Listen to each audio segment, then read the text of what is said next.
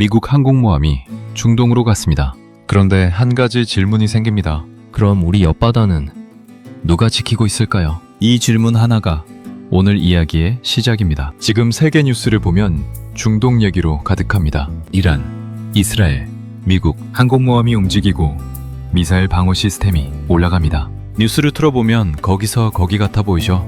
그런데 이 흐름 속에 우리 일상과 닿는 부분이 있습니다. 오늘은 그 연결을 따라가 보겠습니다. 저도 처음에는 중동 뉴스가 나오면 솔직히 손이 채널 버튼으로 갔습니다. 저 먼 나라 얘기.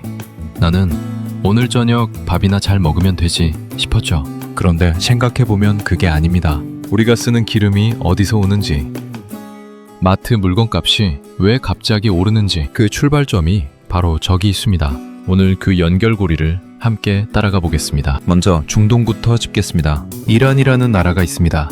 중동 한가운데 자리 잡고 있고 오랫동안 미국과 사이가 좋지 않은 나라입니다. 이 나라가 핵무기를 개발하려 한다는 의혹이 오랫동안 이어져 왔습니다. 미국과 이스라엘은 그걸 절대로 허용할 수 없다는 입장입니다. 그러니까 이 세 나라 사이의 긴장은 단순히 감정의 문제가 아닙니다. 핵무기라는 무게 때문에 어느 쪽도 쉽게 물러서지 못하는 구조입니다. 조금 더 쉽게 말하면 이렇습니다. 동네에서 한 집이 화약을 가득 쌓아놓고 있는 겁니다. 옆집들이 조마조마해서 모여들고 동네 이장격인 미국이 가운데 서서 중재를 합니다. 근데 이장도 다른 동네 일이 쌓여 있습니다. 불난 곳이 한 군데면 다들 달려가는데 두 군데가 동시에 불이 나면 누가 어디로 가야 하는지 모릅니다. 지금 미국이 처한 상황이 그겁니다. 군사충돌까지는 아닌데 언제든지 불이 붙을 수 있는 분위기입니다. 미국은 이스라엘 편에 서서 항공모함을 보내고 미사일 방어 시스템을 세웁니다. 이스라엘은 이란이 핵을 가지면 자국의 가장 큰 위협이 된다고 봅니다. 이란은 이스라엘의 존재 자체를 인정하지 않겠다는 입장을 오래 유지해왔습니다. 서로 물러설 이유가 없는 구조입니다. 결국 지금 중동의 긴장은 이 세 나라가 서로 어디까지 선을 지키는지의 문제입니다. 그 선이 흔들리는 순간 세계 경제가 함께 흔들립니다. 전쟁이 나지 않고 긴장만 높아져도 유가는 오르게 됩니다. 투자자들이 불안해지면 금융시장이 흔들리고 그게 환율로 이어집니다. 총 한 발 안 쏴도 기름값은 오를 수 있습니다. 이게 현대 경제의 무서운 점입니다. 여기서 중요한 지명이 하나 나옵니다. 호르무즈 해협입니다. 이란과 아라비아 반도 사이에 있는 폭 40km 남짓한 좁은 바닷길입니다. 이 좁은 길로 세계 원유 공급량의 약 5분의 1이 지나갑니다. 쉽게 말하면 세계의 기름이 다니는 목구멍 같은 곳입니다. 동네 아파트 단지에 물이 들어오는 수도관이 딱 하나 있는데 그 수도관이 막히면 단지 전체에 물이 끊깁니다. 호르무즈 해협이 딱 그런 역할입니다. 이 목구멍이 막히면 전 세계 기름값이 하루아침에 달라집니다. 우리 주유소 값도 그냥 있지 않겠죠. 실제로 중동에서 긴장이 높아질 때마다 유가가 먼저 반응했습니다. 지난 몇 년 사이에도 이란 관련 뉴스가 나올 때마다 원유 시장이 들썩이는 걸 보셨을 겁니다. 총을 한 발 안 쏴도 긴장만 올라가면 기름값이 움직입니다. 뉴스를 보고 주유소에 가보면 이미 가격이 바뀌어 있는 이유가 여기 있습니다. 미국이 중동에 이렇게 힘을 쏟으면 아시아는 어떻게 되는 걸까요? 미국이 요즘 가장 신경 쓰는 곳이 두 군데입니다. 중동과 아시아입니다. 중동에서는 이란을 억제해야 하고 아시아에서는 중국을 견제해야 합니다. 그런데 항공모함은 한 번에 두 곳에 집중시킬 수 없습니다. 중동에 전력을 집중시키면 아시아 쪽에 빈자리가 생깁니다. 영국 파이낸셜 타임스를 비롯한 주요 외신과 싱크탱크에서도 이 점을 이미 짚고 있습니다. 예산도,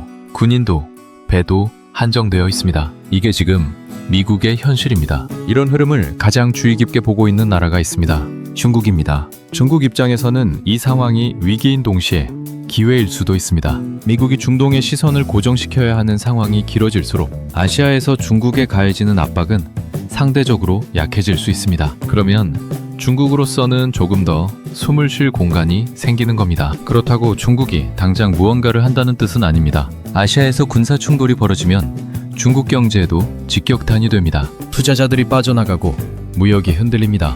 그래서 함부로 움직이지는 않는다는 게 전문가들의 분석입니다. 하지만 조심스럽게 경계선을 시험해 볼 가능성은 있습니다. 아무것도 안 하는 게 아니라 천천히 한 발씩 더 나아가는 방식입니다. 만기판으로 치면 이렇습니다. 상대방이 한쪽 기퉁이에 집중하는 사이에 다른 쪽에서 조용히 한 칸씩 전진하는 겁니다. 요란하게 움직이지 않아서 뉴스에는 잘 안 나오지만 시간이 지나면 위치가 달라져 있습니다. 이 차이를 아는 것이 중요합니다. 지금부터가 대만, 한국, 그리고 우리 주유소 얘기입니다. 조금만 더 같이 보시면 왜 이 뉴스가 남의 일이 아닌지 더 선명해지실 겁니다. 사실 이런 국제 이야기를 친구들이랑 밥 먹으면서 꺼내면 그거 다 정치 얘기 아니야. 밥이나 먹어. 하는 분들이 꼭 계시죠? 그 말도 틀린 건 아닙니다. 근데 오늘 들으시다 보면 아십니다. 기름값 얘기입니다. 물가 얘기입니다. 예전에 동네 어른 한 분이 이런 말씀을 하신 적이 있습니다. 뉴스는 늘 저 먼 얘기 같은데 생각해보면 결국 내 호주머니 얘기더라고. 그 말이 딱 맞습니다. 중국 이야기가 나오면 항상 함께 등장하는 곳이 있습니다. 대만입니다. 대만은 그냥 작은 섬이 아닙니다. 우리가 매일 쓰는 스마트폰, 자동차, 전자장비, 냉장고 안에 들어가는 칩들, 이것들을 만드는 반도체의 상당 부분이 대만에서 나옵니다. 세계 최첨단 반도체 공장들이 그 작은 섬에 몰려 있습니다. 여기서 중요한 질문이 또 하나 나옵니다. 이 공장이 멈추면 어떻게 될까요? 세계 최첨단 반도체를 만드는 공장들이 대만에 몰려 있습니다. 이 공장이 멈추면 스마트폰, 자동차, AI 서버까지 여러 산업이 함께 흔들립니다. 그러니까 미국도 중국도 대만을 함부로 건드리지 못하는 구조입니다. 서로 손해이기 때문에 아직까지는 선을 지키고 있는 겁니다. 하지만 그 선이 언제까지 버틸지는 아무도 장담하지 못합니다. 실제로 몇 년 전 반도체가 부족해졌을 때 전 세계 자동차 생산이 멈춘 나라들이 있었습니다. 차를 사고 싶어도 출고가 몇 달씩 밀렸던 기억 혹시 있으신지요? 코로나 때 수급이 흔들리면서 대만 공장이 조금만 삐끗해도 이런 일이 생긴다는 게 드러났습니다. 그러니까 대만 해협의 긴장은 나중에 내 차 못 산다는 얘기랑 이어지는 겁니다. 다음 중국해도 빼놓을 수 없습니다. 이곳은 중국, 필리핀, 베트남 등 여러 나라가 바다 영역을 두고 오래된 갈등을 이어가는 곳입니다. 최근 중국 선박과 필리핀 해안경비대 사이의 충돌이 늘어나고 있습니다. 물 대포를 쓰기도 하고 배끼리 부딪히기도 합니다. 외신에서는 이 지역을 아시아에서 가장 불씨가 가까운 곳이라고 표현합니다. 부산항을 떠나는 컨테이너선들이 이 바다를 통해 유럽으로, 아프리카로 나갑니다. 이 항로가 흔들리면 물류 비용이 오르고 결국 물건값으로 돌아옵니다. 얼마 전 홍해 쪽 분쟁 때 화물선들이 아프리카 남단 멀리 돌아가면서 운임이 치솟은 일이 있었습니다. 그 운임이 결국 우리가 사는 물건 가격에 반영됐습니다. 마트에서 가격표를 보면서 왜 이게 또 올랐나 싶은 순간이 있으셨을 겁니다. 그 이유 중 하나가 저 먼 바다 항로 이야기랑 이어지는 겁니다. 지금 이 시점에서 꼭 챙겨두실 신호 3가지가 있습니다. 첫 번째, 국제 유가 뉴스입니다. 호르무즈 해협 긴장이 커지면 유가가 먼저 오릅니다. 배럴당 가격이 갑자기 $10 이상 오르는 뉴스가 나오면 2-3개월 안에 국내 물가에 반영됩니다. 주유소 값이 오르고 배달 요금이 오르고 마트 물건값이 따라 오릅니다.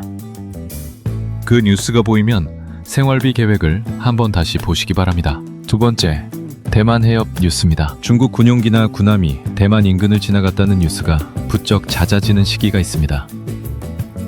그 빈도가 갑자기 늘어나면 아시아 금융시장이 먼저 반응합니다. 환율이 오르면 수입 물가가 올라가고 그게 다음 달 물가로 나타납니다. 세 번째, 미국 항공모함 이동 방향입니다. 항공모함 전단이 중동으로 가느냐, 아시아 쪽으로 오느냐, 이 방향 하나가 미국의 전략 우선순위를 가장 직접적으로 보여주는 신호입니다.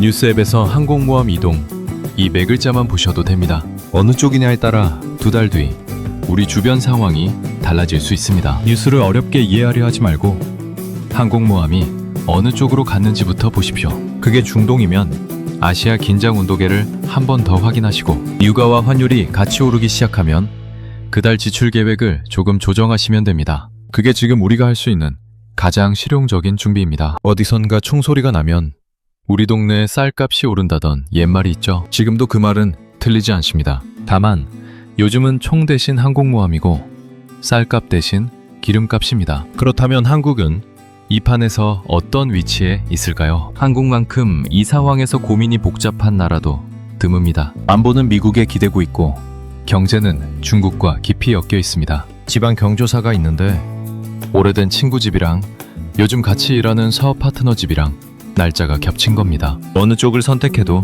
다른 쪽이 서운해합니다. 우리는 그 경험을 이미 겪었습니다. 몇 년 전 우리 땅에 미국 미사일 방어 시스템을 설치했을 때입니다. 중국이 불쾌하다는 의사를 여러 방식으로 표현했고 한국산 제품과 관광, 문화 등 여러 분야에서 영향이 나타났습니다. 일본도 최근 방위비를 대폭 늘리고 있습니다. 미국이 두 곳을 동시에 지킬 수 없다는 현실을 스스로 대비하는 흐름입니다. 한국도 같은 방향의 논의가 조금씩 커지고 있습니다. 맞다 틀리다의 문제가 아닙니다. 세계가 변하고 있다는 신호입니다. 반도체도 있고 방산 기술도 있고 경제 규모도 있는 나라입니다. 예전처럼 그냥 끌려다니지만은 않는 위치입니다. 하지만 그렇다고 독자적으로 모든 걸 결정할 수 있는 상황도 아닙니다. 이 균형을 어떻게 잡을지 우리 세대가 지켜봐야 할 문제입니다. 아직 전쟁이 시작된 것은 아닙니다. 하지만 조용한 긴장은 이미 쌓이고 있습니다. 중동의 불씨와 아시아의 긴장, 이 두 가지가 서로 연결되어 있다는 것이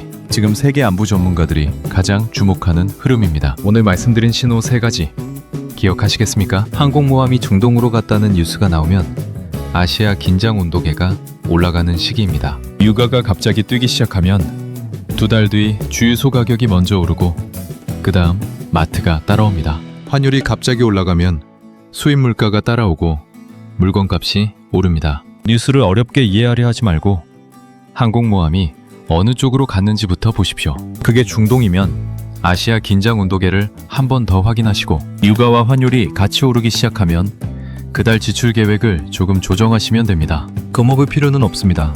다만 눈은 뜨고 있어야 합니다. 총소리는 중동에서 납니다. 하지만 계산서는 우리에게 옵니다. 미국이 두 곳을 동시에 지킬 수 있을까요? 아니면 세계는 지금 조용히 새로운 균형을 만들고 있는 걸까요? 여러분이라면 어떻게 보십니까? 미국이 두 곳을 동시에 관리할 수 있다고 보십니까? 아니면 이미 한계에 와 있다고 보십니까? 댓글로 여러분의 생각을 남겨주시면 함께 이야기 나누겠습니다. 오늘도 긴 시간 함께 해주셔서 감사합니다.